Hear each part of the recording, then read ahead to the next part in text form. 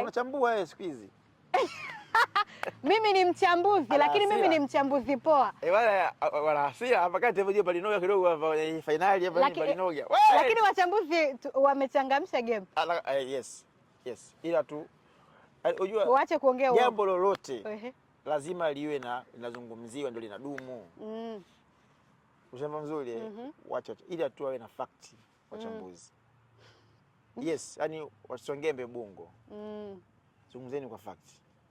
Ndio kujenga muziki wenyewe. Unajua sisi ubaya sisi alafu Momo nyinyi tunaambiwa mnanunua wachambuzi. Kwa nini nilisahau hili? Nyinyi kununua tena sio nyinyi, to be specific. Kuna hii sifa ambayo tunaambiwa Diamond analipa watu kumsema vibaya. Katika msanii nchi anayeongoza kusema vibaya ni msanii gani? Diamond. Kwa wao wengine nao wananunua watu wamsema mtu kana Diamond. Yani yeye Diamond watu wanasema anawalipa watu ili mtukane. Yaani hao wachambuzi sijui wanamsema vibaya ili wamwongee vibaya, kwa sababu ukiongelewa vibaya Momo huendi, au ukiongelewa vizuri huendi. Sasa Diamond kaanza kuongelewa vibaya. Jamani, wafo Gen Z wewe kumbe. Mimi Gen Z kweli. Mimi Gen Z kweli. Mamangu Diamond. Kwa mshiko upo au upo? Sikia ninachokwambia.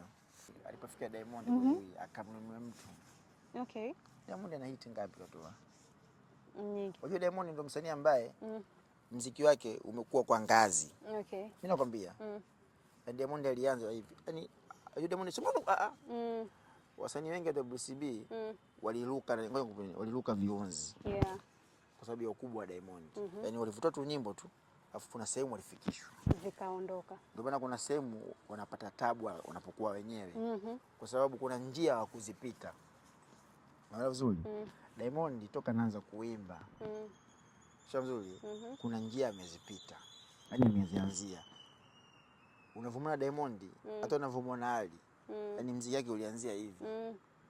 Kwa hapa alipo ndio unakuta Ali mpaka leo amedumu.